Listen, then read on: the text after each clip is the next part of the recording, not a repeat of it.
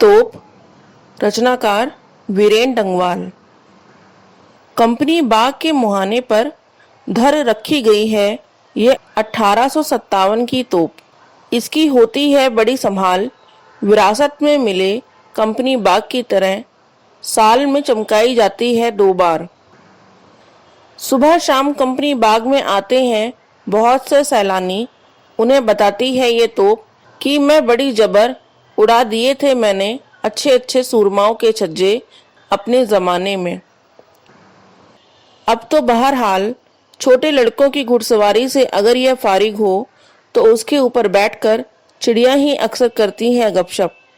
कभी कभी शैतानी में वे इसके भीतर भी घुस जाती हैं, खासकर गौरें। वे बताती हैं कि दरअसल कितनी भी बड़ी हो तोप, एक दिन तो होना ही है उनका मुंह बंद। तोप कविता का सार। प्रस्तुत कविता में कवि ने ऐतिहासिक धरोहर का वर्णन करते हुए हमें यह बताया है कि धरोहर तो अच्छी और बुरी दोनों ही हो सकती हैं। जैसे कंपनी बाग एक अच्छी धरोहर या अंग्रेजों द्वारा दी गई विरासत है, वहीं उसके मुहाने पे रखी तोप एक ऐसी विरासत है जिसने हमारे महान स्वतंत्रता सेनानियों का बड़ा बेदर्दी से कत्ल किया था। अंत में कवि तोप की वर्तमान स्थिति के बारे में बताकर हमें यह शिक्षा देते हैं कि चाहे विरासत कितनी ही बड़ी क्यों ना हो, हर अत्याचारी का अंत जरूर होता है। जैसे कभी नर्क की आग उगलने वाली तोप के मुंह में आज चिड़िया घुसकर अपना खेल खेलती है, यानी अब तोप का दौर खत्म हो गया और वो किसी काम की नहीं रही। ठीक इसी तरह बड़े बड़े अभिमानियों और अत्याचारियों का गुमान भी समय के साथ खत्म ही हो जाता है। तोप कविता का अर्थ। कंपनी बाग के मुहाने पर धर रखी गई है ये 1857 की तोप। इसकी होती है बड़ी संभाल, विरासत में मिले कंपनी बाग की तरह साल में चमकाई जाती है 2 बार। प्रस्तुत पंक्तियों में वीरेन डंगवाल जी ने भारत के पहले स्वतंत्रता संग्राम के समय अंग्रेजों द्वारा उपयोग की गई तोप के बारे में बताया है, जो कि कंपनी बाग कानपुर में अंग्रेजों द्वारा बनाया गया एक बगीचा है के मुहाने पर अंग्रेजों की विरासत के रूप में रखी हुई है। हर साल स्वतंत्रता दिवस एवं गणतंत्र दिवस के दिन कंपनी बाग के साथ साथ इसे भी चमकाया जाता है।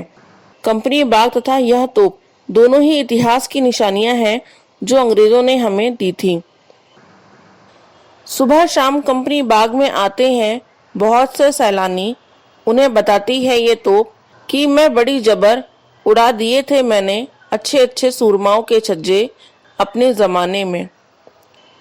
सुबह शाम के वक्त बहुत से लोग कंपनी बाग में टहलने या घूमने आते हैं। वे सभी इस तोप के विशाल आकार को देखकर यह अनुमान लगा लेते हैं कि जब इसका इस्तेमाल होता होगा तब यह कितनी ही भयंकर और शक्तिशाली होती होगी। इसने कितने ही बेगुनाह स्वतंत्रता सेनानी बेवजह मौत के घाट उतार दिए होंगे। कवि के अनुसार तोप आने जाने वाले सैलानियों से कहती है कि एक वक्त था जब मुझे देखकर बड़े बड़े सुरमाओं को पसीना छूट जाता था। अब तो बहरहाल छोटे लड़कों की घुड़सवारी से अगर यह फारिग हो तो उसके ऊपर बैठकर चिड़िया ही अक्सर करती हैं गपशप। कभी कभी शैतानी में वे इसके भीतर भी घुस जाती हैं, खासकर गौरें। वे बताती हैं कि दरअसल कितनी भी बड़ी हो तोप, एक दिन तो होना ही है उनका मुंह बंद। प्रस्तुत पंक्तियों में कवि वीरेन डंगवाल जी ने तोप की वर्तमान दशा का वर्णन करते हुए कहा है कि हर अत्याचारी का अंत जरूर होता है। तोप की वर्तमान स्थिति यह है कि वह एक बगीचे के मुहाने पर महज एक यादगार ऐतिहासिक निशानी के रूप में रखी हुई है, जिसके ऊपर बच्चे चढ़कर खेलते हैं। जब बच्चे नहीं होते हैं तो उसके ऊपर चिड़िया आकर बैठ जाती हैं, खासकर गौरैया तो इसके मुंह के अंदर भी घुस जाती है।